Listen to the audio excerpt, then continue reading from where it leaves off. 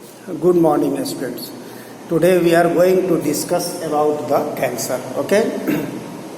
First of all, what we should know, what is cancer? What is cancer? Actually, in our body, the cell division, cell differentiation, cell growth is highly controlled and regulated process, because in the cells there is the nucleus, there is the DNA contains genes, and our nucleus is also called the controlling center. So the functions of the cells are controlled by this nucleus.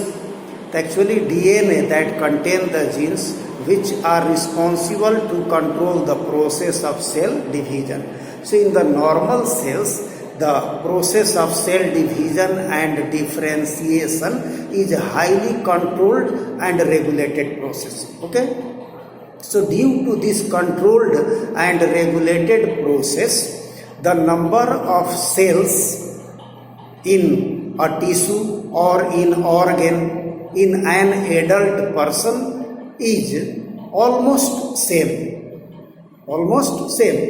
because the cell division is highly regulated process. Now, whenever this regulatory mechanism is break down due to any reason, suppose due to some radiations or chemicals, there is the change in the DNA of the normal cell. Due to any carcinogens, the factors which are responsible for the cancer are called the carcinogens. So due to any carcinogens, suppose there is the change in the DNA of the normal cell. In that condition, the normal cells transform into the neoplastic cells, or you can say that the cancerous cells, or this is called the oncogenic transformation. Oncology means a study of cancer. So this is the oncogenic transformation.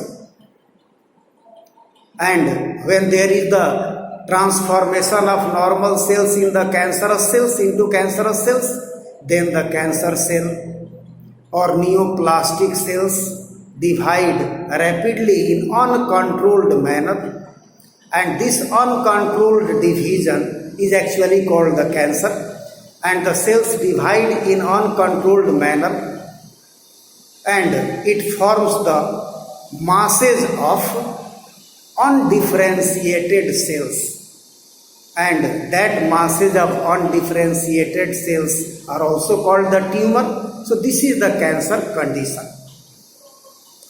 Now we talk something about the property of the normal cells and then the property of cancerous cells. In the normal cells, there is the property of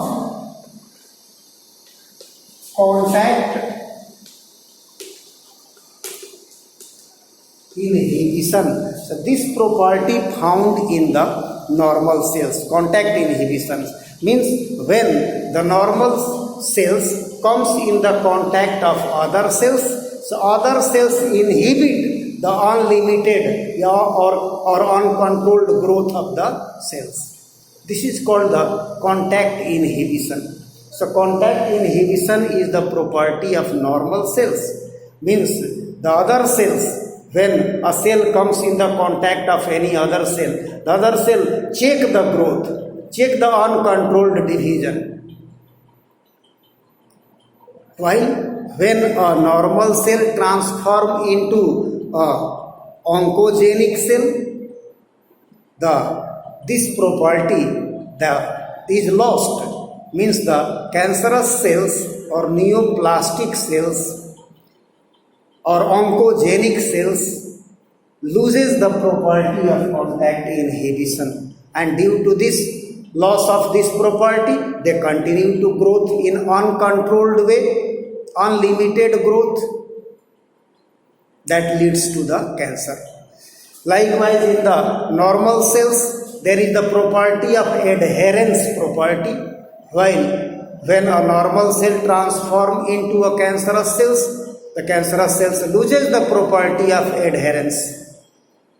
Likewise, in the normal cells, there is the property of cell differentiation, that the differentiate to forms the different types of tissues. But in the cancerous cells loses the property of differentiation. Likewise, in the normal cells, there is a limited growth, there is a definite life span. While when a cell transforms into a cancerous cell, it loses this property. They continue to grow. There is the indefinite growth. So there are the different changes that occurs in the normal cells, and then the normal cells transform into the cancerous cell or neoplastic cell. Now, and when a normal cell transform into the neoplastic cell or cancerous cell or oncogenic cell, it continues to divide in uncontrolled way and forms the masses of cells, undifferentiated masses of cells, and that undifferentiated masses of cells are also called the tumor. Means in the body, tumor occurs due to this uncontrolled division. So uncontrolled cell division is also, we can say, the cancer. There are two types of tumors forms in our body. Some tumors are called the benign tumor and some are called the malignant tumor. What is benign tumor and what is malignant tumor?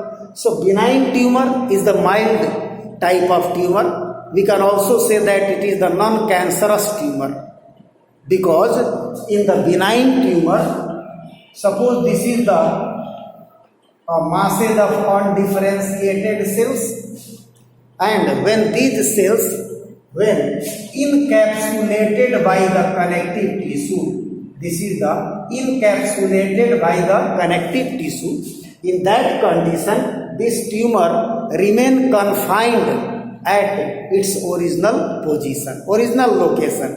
Means the cells do not spread from one part to another part. Because the benign tumor, the tumor is encapsulated by the connective tissue. And the tumor remain at the same place, remain confined at the original location. So such kind of tumors are the benign tumor, because it is non-invasive type. It do not spread in the body. So non-invasive type. While in the malignant tumor, suppose this is a tumor, malignant tumor. After that, the cells break from here and spread to the different parts of the body through the blood. And in the different parts of the body, wherever they get lost, there again it forms the secondary tumor. So this process of the transfer of the cancerous cells from one part of the body to another part is called metastasis. This process is called metastasis. And due to this metastasis, the cells, these cancerous cells or neoplastic cells, spread or reach to the different parts of the body through the blood and causes then secondary tumor. That will be the cancerous condition. So in this kind of condition, we can also say non-cancerous. While in this condition, the cells reach to the different parts of the body through the blood and it causes the secondary tumor. That will be actually cancerous condition. So these are the two types of the tumors found in the body. Now we will talk about the causes of these tumors. So there are different agents, and these agents are together called carcinogens.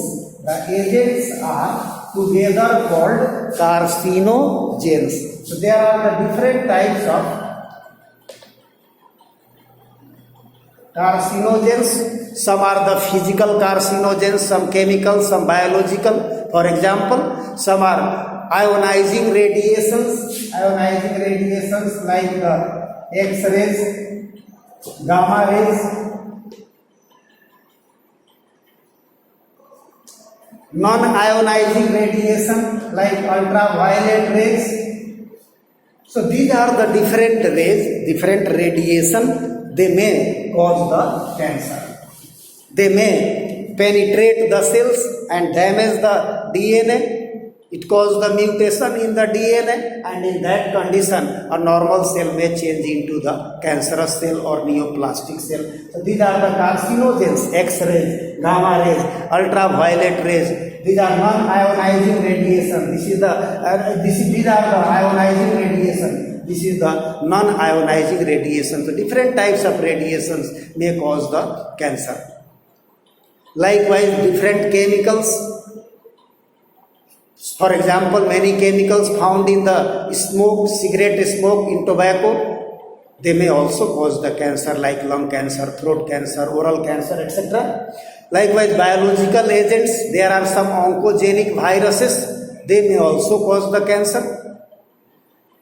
So, one thing we should know, actually in the normal cells, there are some genes found, and that genes are called the proto-oncogenes. Proto-oncogenes, or you can say that the cellular oncogenes that present in the normal cells. And if these genes are stimulated, if there is any change in these genes due to the radiations or chemicals, and when these genes are activated, these genes now changes into the oncogenes. It changes into oncogenes, and when it changes, proto-oncogenes changes into oncogenes, in that condition the cell division is uncontrolled and it leads to the cancer. Now the another is how to detect or diagnose the cancer. By biopsy. In biopsy we take the suspected tissue, cut in the section, stain in the chemical, and then observe under the microscope. That is called the histopathological study. So by the biopsy also we can know about the cancer. X-rays, we can take the image.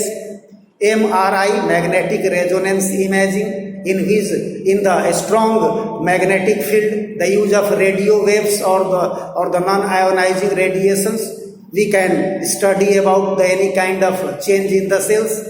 Likewise, CT scan, computed tomography, in which we can use the X-rays and we take the three-dimensional image of the internal organs. Likewise, by the use of the antibodies, we can detect or identify any specific cancer antigen. So by the use of antibodies also we can detect. By the study of genes also we can know the inherited susceptibility.